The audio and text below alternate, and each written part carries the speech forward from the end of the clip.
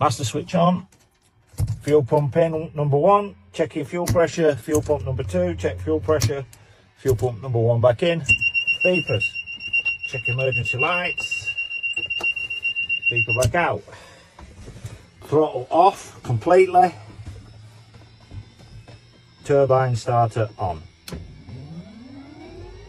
We're waiting for 15% N1 and then we're going to add the jet fuel.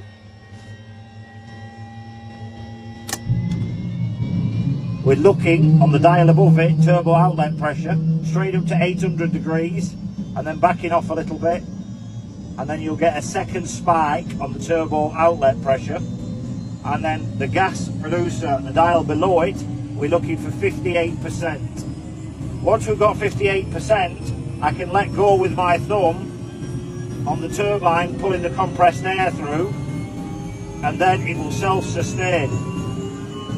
So we're looking at 58%, there we go, 58 to 60%. We now wait 1 minute, 60 seconds, and after 60 seconds I can then increase the power here right up to 100% on the blades.